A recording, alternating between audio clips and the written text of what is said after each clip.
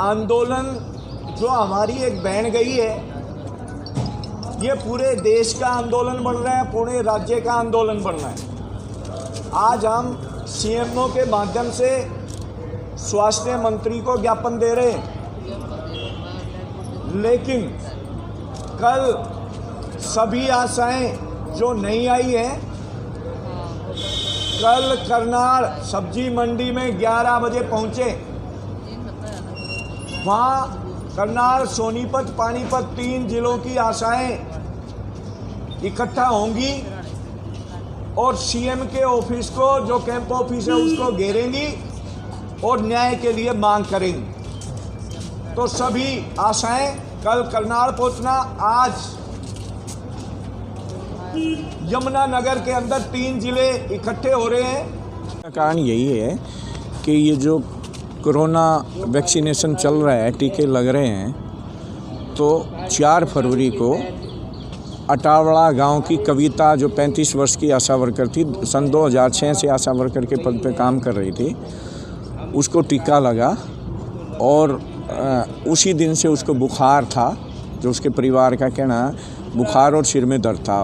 वो ड्यूटी भी करती रही, काम करती रही। 9 तारीख को ज़्यादा गंभीर तबीयत होगी, तो 10 फरवरी को उसको निजी अस्पताल अगरसेन में दाखिल कराया गया और वहीं जो सीएमओ हैं, जिला स्वास्थ्य विभाग की टीम के नेतृत्व में उसका ऑब्जर्वेशन में इलाज चला और 12 तारीख को उसकी मृत्यु हो गई। जो उसके पुलिस को बयान दिया उसके पति सुरेश ने, मृतक ने, कल उसने बताया कि मना करने के बावजूद भी ज़बरदस्ती उसको ये टीका लगाया गया और वो कहा, उसने मना भी किया, लेकिन जो स्वास्थ्य विभाग ये कह रहा है कि वैक्सीन की वजह से नहीं हुई और उन्होंने, उसको बीमारी थी पहले, उसने बताया नहीं, उसके परिवार ने नहीं बताया। जबकि उसके परिवार का ये कहना है जब बीमारी थी नहीं बताए कैसे, क्योंकि सभी आशा वर्कर कहती हैं जिसने भी टीके लगवाए हैं, ना तो किसी का बीपी, शुगर, कोई टेस्ट नहीं किया गया। अब इंसान के शरीर में क्या है क्या पता नहीं।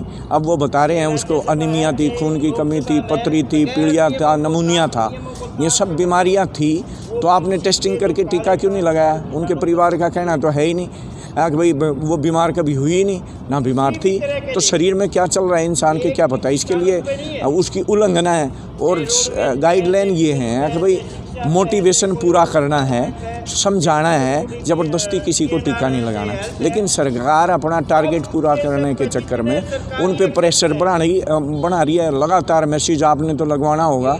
नौकरी बचाने के चक्कर में गरीब आदमी नौकरी भी क्या है, वो सबसे पहले फंसता है, कभी रोज़गार ना चला जाए। ऊपर से सरकार का आदेश है और उन्होंने टीका लगवाया, जिसके चलते अगर उसका शरीर पूरी तरह से स्वस्थ होता तो वो उसको ओढ़ जाती टीके के। तो इस वजह से ये जो कांड है, इसकी फॉल्ट, गलती तो ये सरकार की है, बगैर टेस्टिंग के जो ये किया।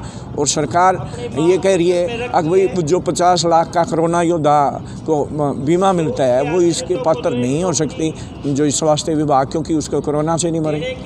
ये गलत है, क्योंकि मरी तो कोरोना की वैक्सीनेशन से ही है। कि भाई टेस्ट करते तो नहीं लगता उसको, तो वो बगैर टेस्टिंग के लिए, तो स्वास्थ्य विभाग उसके लिए जिम्मेवार है। ऐसी घटना आंध्र प्रदेश में भी हुई है। आंध्र प्रदेश में हुई, जिसमें एक आशा वर्कर की ऐसे ही डेथ हुई। उसको वहाँ की सरकार ने आंदोलन के बाद 50 लाख का मुआवजा दिया और परिवार के सदस्य को नौकरी दी। तो स्वास्थ्य विभाग से, स्वास्थ्य मंत्री से ज्ञापन के माध्यम से हम मांग करना चाहते हैं कि उस पीड़ित परिवार को 50 लाख का मुआवजा मिले, चाहे पोस्टमार्टम में वो वैक्सीनेशन की क्या आएगी, वैक्सीनेशन का पोस्टमार्टम में क्या आता है रिपोर्ट से उससे कोई मतलब नहीं, क्योंकि वो उठने की, वो उसके शरीर उसके लिए लायक नहीं था, टेस्ट नहीं किया, तो उसके लिए जिम्मेवार है, तो उसको मिले। और जो ये सरकार अंधाधुंध तरीके से, कोई नहीं, किसी के भी, जिसको भी टीकाकरण होया सबसे हमने पूछा, आशा वर्कर नहीं, सबसे हमने पूछा, किसी का बीपी, शुगर टेस्ट नहीं हुआ, कोई टेस्टिंग नहीं हुई, केवल ये पूछते हैं बीमार तो नहीं है, कोई गंभीर बीमारी तो नहीं है। अब जिसको गंभीर बीमारी है, उसका इलाज चल रहा है, वो तो बता देता है, लेकिन जिसको है ही नहीं कुछ अंदर क्या चल रहा है, इंसान तो जब बीमार होता है तभी हॉस्पिटल में दाखिल होता है। तो ये जो उल्लंघना है, तो ये बड़ा सवाल खड़ा करती है वैक्सीनेशन के। कहीं ना कहीं वैक्सीनेशन की प्रक्रिया में सरकार की खोट है। खोट यही है कि एक तो पहला मोटिवेशन ढंग से नहीं किया, इस मामले में देखते हैं कविता के, जब मना कर दिया तो उसको वैक्सीनेशन नहीं देनी चाहिए थी। दिया तो ये एक तरह से अपराध है। जो उसकी मौत हुई नहीं है, की गई है, हमारा तो मानना ही है। इसके लिए स्वास्थ्य विभाग दोषी है। तो इसी को लेकर सीएमओ आवास का घेराव किया जाएगा? हाँ बिल्कुल, सीएमओ आवास का घेराव किया जाएगा और पूरे हरियाणा में इसको न्याय दिलाने के लिए आंदोलन तेज होगा। कल हम कैंप ऑफिस मुख्यमंत्री का करनाल का घेराव करेंगे और आज यमुनानगर में 3 जिले इस प्रोटेस्ट को लेके, इस मांग को लेके भी प्रोटेस्ट कर रहे हैं। और जो आशाओं का आंदोलन पहले से भी चल रहा है, उस मांगों को लेके भी प्रोटेस्ट कर रहे हैं कि भाई आशाओं से काम तो सभी लेते हैं, लेकिन उनको जिस तरह से काम लिया जाता है, बंधुआ गुलामों की तरह आदेश दिए जाते हैं और डरा के ऐसे तरीके अपनाए जाते हैं, ये गलत है। और भविष्य में हम ये कहना चाहते हैं सरकार से कि ये दोषपूर्ण जो आपकी टीका करने की प्रक्रिया है बिना टेस्टिंग के, भविष्य में किसी को भी बिना टेस्टिंग के टीका ना लगाया जाए, ताकि कविता की तरह और कोई देश का नागरिक ना मारा जाए। तो सीएमओ से भी बातचीत हुई आप लोगों? सीएमओ कह रहे हैं अभी जो हैं कहीं बाहर हैं, आ रहे हैं। अगर हमने 10 मिनट का टाइम लिया, गुस्सा है, वो नहीं आएंगे तो हम दफ्तर के ऊपर घेराव करेंगे, जहाँ भी उसकी मंजिल का है कि भाई हम जाने वाले नहीं हैं, क्योंकि हमें कोई सीएमओ से कोई दिक्कत नहीं है। सर ऐसी भी चर्चा की बहुत जल्दबाजी में पोस्टमार्टम करके जो शव को परिजनों को सौंप दिया गया है। ये सभी कंपनियों को बचाने का मसला है। अब सरकार जो स्वास्थ्य विभाग ये कह रही है वैक्सीन की वजह से मौत नहीं हुई, ये गलत तो है कहना। और जल्दबाजी में ये था कि भाई ये बड़ा मुद्दा ना बन जाए, तो रात को ही पोस्टमार्टम कर दिया, सुबह जल्दी उसके परिवार को लेके भेज दिया। कहीं ना कहीं सरकार अपनी फजीयत को बचाने के लिए, अब मैं तो शर्म आनी चाहिए। जो कल से ही सभी जो बीजेपी के जो हमारे सांसद यहाँ संजय भाटिया जी और जो विधायक, वो जिस दिन टीकाकरण की शुरुआत हुई यहाँ बड़े बड़े पोज दिलवा रहे थे, अब भाई फ़ोटो खींचो, देखो कितना युद्ध जीत लिया भाजपा ने, वैक्सीनेशन करवा रही है। तो आज कहाँ है? उनको तो टीका नहीं लगा। किसी तरह की कोई प्रतिक्रिया अभी तक नहीं आई है बीजेपी? कोई प्रतिक्रिया नहीं आई है। ये ऐसा ही है, ये सरकार तानाशाह है, बिना पूछे ही ऐसे करती है। जैसे वैक्सीनेशन कर रही है बिना मोटिवेशन के और बिना टेस्टिंग के, ये तानाशाही तो है। ऐसे ही किसानों के बिना पूछे कानून बढ़ा दिए और अब ये कह भाजपा सरकार मुर्दाबाद मुर्दाबाद मुर्दाबाद, जबरदस्ती वैक्सीन टीका लगाने वाली भाजपा सरकार मुर्दाबाद मुर्दाबाद मुर्दाबाद, स्वास्थ्य विभाग मुर्दाबाद मुर्दाबाद मुर्दाबाद। कविता को न्याय देना होगा, देना होगा, देना होगा। 50 लाख का मुआवजा देना होगा, देना होगा, देना होगा। परिवार को सरकारी नौकरी देनी होगी, देनी होगी, देनी होगी। एक तो सभी बैठ जाइए। तो कोरोना से मौत होगी। अब पहली बार वहाँ जब इलाज के दौरान सीएमओ और उसका पूरा स्टाफ, वहाँ जो भी टीम गई उसकी निगरानी में इलाज चल रहा था। अगर से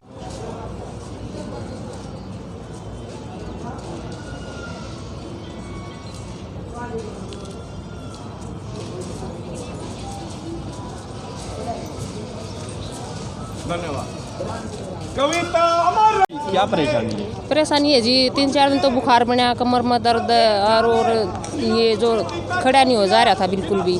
4 तारीख को कोरोना का टीका लगाया था हमारे वहाँ CHR में, और अब भी थोड़ा हनु हो जा, खांसी जुकाम सा, सर में दर्द रह जा है। अभी भी परेशानी है? अभी तो थोड़ी है जी, फिर हाँ इतनी वो नहीं है। पहली बार डोज लगी थी? हाँ पहली डोज लगी है जी, 4 तारीख को। क्या नाम आपका? सुमन जी। मेरे को जब टीका लगा था मेरे को उल्टी आने लगी थी, फिर मेरे को आते हुए बुखार हो गया था, फिर सर्च कराने से लगा था मेरा पथरी है वैसे पेट में, तो मैंने बताया भी था तो कोई नहीं बोले लग जाएगा, कोई इससे कुछ नहीं होता है। फिर टीका लगवा लिया था, फिर अब एलर्जी बन रही है मेरा और सिर में दर्द रहता है। पहले भी एलर्जी थी आपको? नहीं, कुछ नहीं था, टेस्ट वगैरह कुछ नहीं करे वहाँ पे उन्होंने, बस जाते टीका लगवा था। पहली बार डोज लगी थी? हाँ पहली डोज लगी थी 4 तारीख को। अभी भी परेशानी है कुछ और? नहीं, अब सिर में वैसे दर्द तो रहता है मेरे को। क्या नाम आपका? सीमा जी। क्या परेशानी है आपको? मेरा जी 3 दिन तो बुखार चढ़ा, अब मेरे शरीर में 3 दिन से एलर्जी हो रही है जी, सारे दाफड़े हो रहे हैं उसी दिन से। पहले कुछ भी नहीं था, वैक्सीन लगी थी 4 तारीख को, उसी दिन से दिक्कत है। इसको भी बुखार है जी, महाराज उनसी चार का सारिया का लगी थी, चारों सारिया को दिक्कत है जी, कोई ऐसी भी ऐसी नहीं। और वो कह रहे नहीं कविता का ये दिक्कत थी, उसको कुछ भी नहीं थी, सब बिल्कुल ठीक ठाक थी। वो 8 तारीख न दिक्कत हुई है जिसको।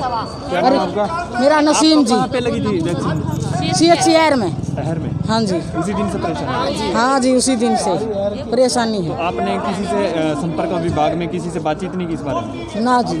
क्या नाम आपका? नसीम जी। अपराधी है, ये उसकी मौत की जिम्मेवार है।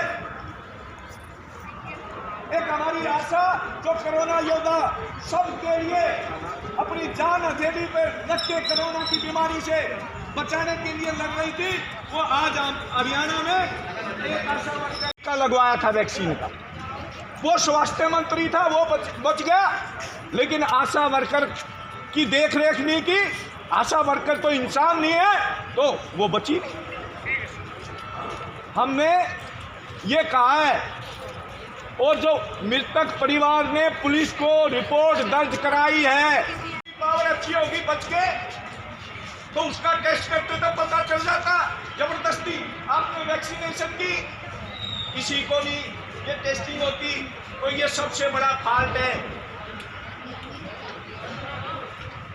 और तो ये कह रहे हैं कि प्रेस से जो इन्होंने बयान दिए, निगरानी के सबके साथ ऐसे ही दबाव बनाया गया। हम ये नहीं चाहते एक दबाव ANM या स्वास्थ्य विभाग या CMO ने बनाया, ऊपर से जो आशा वर्कर को ज्ञापन दिए, क्या मांगे रखी हैं और क्या? इन्होंने 2 मोटी बातें कही हैं। एक तो ये कि भी जिनको वैक्सीनेशन दी जा रही है उनका चेकअप हो जाए, उनका टेस्ट हो जाए।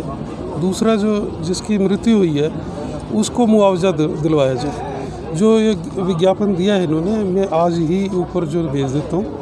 हम अपने जो एडिशनल चीफ सेक्रेटरी हेल्थ और मिशन डायरेक्टर हैं उनको हम भेज देंगे और उनसे रिक्वेस्ट भी कर लेंगे, बात भी करेंगे कि भी इसके ऊपर गौर करें।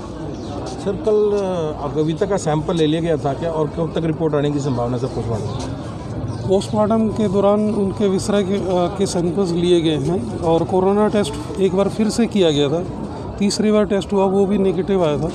लेकिन बाकी जो विसरा के सैंपल लेके हम रोहतक मेडिकल कॉलेज को भेज रहे हैं, तो उसमें 10-15 दिन की प्रक्रिया होती है, उसकी रिपोर्ट आ जाएगी। क्या संभावना नजर आ रही है सर? रिपोर्ट आने पे ही क्लियर बता पाएंगे। धन्यवाद। ठीक है कि भाई मेरी पत्नी बार बार मना करती रही कि मैं वैक्सीन नहीं लगवाना चाहती, लेकिन लगातार मैसेज पे मैसेज, मानसिक दबाव बनाया गया।